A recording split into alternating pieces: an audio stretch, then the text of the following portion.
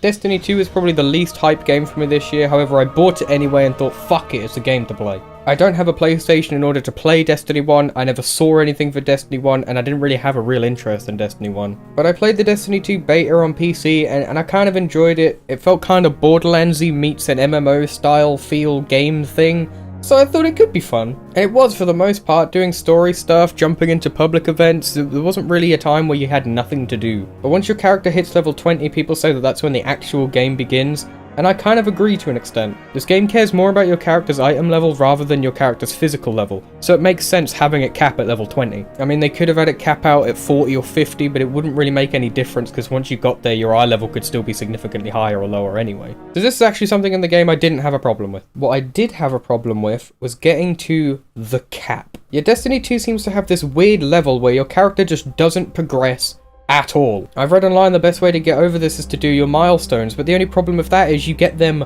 weekly. They're either too easy where you can do them the first day you get them, or they're too difficult to the point where it's not even worth doing. Another way you can apparently progress your characters by doing these public events and getting exotic drops from them, but they're so rare it's not even worth doing. On the odd chance that you do get an exotic, your character will be jumped above that milestone, but they're just so damn rare. Not to mention, to get the exotics from public events, you have to make them heroic. What this basically means is you have to do some specific challenge within the public event that you're not told about, and then it changes it from a public event to a heroic public event, making it harder and making it drop exotics. Which means that again, you need people with you in order to do these challenges because they're too hard to solo. Which is great, you know, it's fine, it makes sense, but when you find public events and you're grinding them all day, and you get to a point where no one's helping you out because they're busy doing other shit, it kind of makes it hard to progress your character. Typically in an MMO style game, you're supposed to kit out your character in as many exotics as you can, making them look fucking cool and really strong.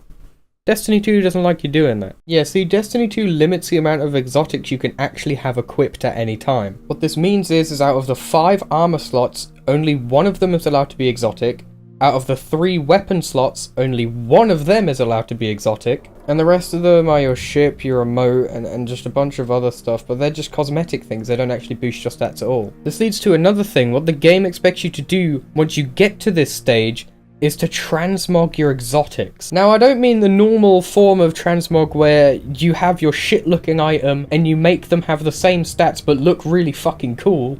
I mean the exact opposite. What you can do in Destiny 2 is you can get your old assault rifle that you absolutely adored and give it the same stats as the one that you just got that's much better. Meaning that you don't get the one that was much better, you just give your old one new stats. Since you can only have 1 exotic equipped, the game expects you to change your exotic legs, for example, into a legendary. Does that make any sense? I don't think it makes any sense. You're essentially making your shit-looking legendary into a shit-looking legendary with the stats of an exotic, thus losing the appearance of your exotic in the process, and your character just looks meh. The whole idea of this style of game, of seeing people run around who have played the game for much longer than you, is you look at their gear and you just fucking drop in awe. But you can't really do that if everyone looks the same mundane, boring guy with 1 item that looks kinda good. Or you could go down the typical video game route nowadays and just pay to win. Yeah, I didn't actually know this until I bought the game, but when you get to level 20,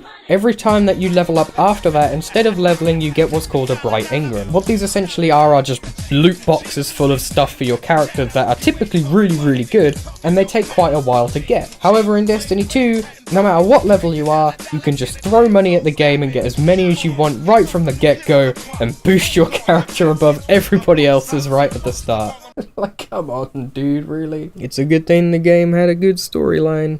Except as someone who didn't play Destiny 1, it very much didn't have a good storyline. Now, I'm gonna drop some huge story spoilers here, so brace yourself. What happens is, Dude Man tries to take over big light thing that gives you power, and he does it, and you get booted off, and you lose all your power, and all the other Guardians lose all their power. But for some reason, because you're the main fucking character in this game, you get your power, because why the fuck not? And then you go back up to Dude Man who's trying to extract all the power for himself, and he's all fucking big and mighty and awesome, and then it takes you 2 minutes to kill him, and then that's it, everyone's saved. I mean, you shouldn't go into this style of game and expect a good storyline. I mean, no one plays fucking World of Warcraft just for the intense story, do they? In fact, nowadays, I think people just play WoW to get the mounts. And finally, my last fucking point about this game is loading times. Yep, Destiny 2 on PC, better hardware than PS4, no shit.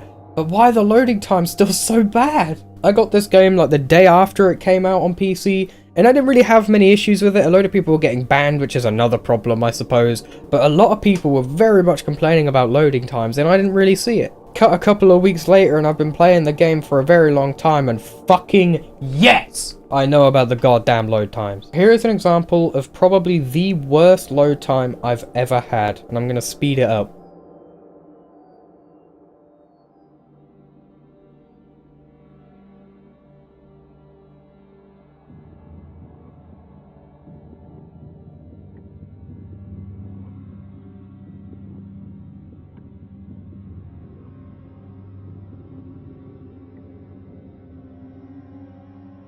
I think the funniest part about that loading screen is when I got to the farm, I had to do 2 things and then go back to a different planet, and that loading screen was pretty much instant. Yeah, I suppose every game that comes out nowadays is going to have issues with it, so you can't expect perfection. I mean, it's a AAA game, you should expect perfection, but I guess that's a bit naive. I guess the new trend for games is waiting for the DLC to come out so I can throw more money at this game just so I can have a little bit more trust in it.